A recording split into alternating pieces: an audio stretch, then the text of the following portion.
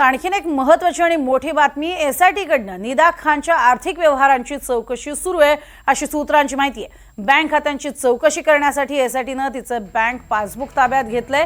निदा खानला विशिष्ट गटाकडनं फंडिंग होत असल्याचा संशय हा आता तपास अधिकाऱ्यांना आहे आणि त्यामुळेच अधिकाऱ्यांनी न्यायालयासमोर हा संशय व्यक्त केलेला होता आणि त्या अनुषंगानंच हे पासबुक ताब्यात घेण्यात आले। जवळपास महिनाभर फरार असताना तिला या काळात कोण आणि कशा पद्धतीनं मदत करत होते याची देखील माहिती निदासह तिच्या कुटुंबियांकडनं घेण्यात आली अशी माहिती समोर येते। अधिक माहिती राहुल वाघ आमचे प्रतिनिधी आपल्याला देत आहेत। राहुल, एकीकडे वकील वेगळीच माहिती निदा संदर्भात देत होते आणि आता मात्र वस्तुस्थिती वेगळी पाहायला मिळते, काय अधिक माहिती?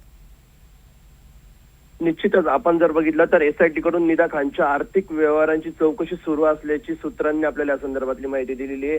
बँक खात्याची चौकशी करण्यासाठी एसआयटीने तिचे पासबुक देखील ताब्यात घेण्यात आलेले आहेत।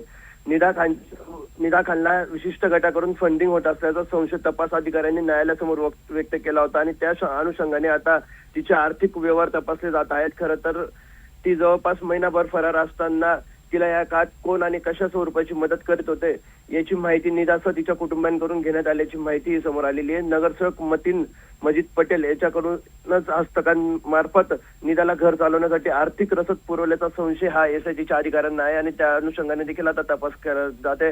खरं तर आपण जर बघितलं तर नाशिक बहुराष्ट्रीय अत्याचार कंपनीमध्ये दररोज आता नवीन खुलासे होताना दिसून येतात प्रयत्न आपल्याला। अगदी, आणि त्यामुळे तिला मदत करणारे नेमके कोण आहेत त्यांचा शोध लावणं हे सुद्धा आता पोलिसांसमोर मोठं आव्हान असणार आहे आणि त्या दृष्टीनेच पोलिसांच्या हालचाली सुरू झाल्या। तुर्तास धन्यवाद या संपूर्ण माहितीसाठी राहुल।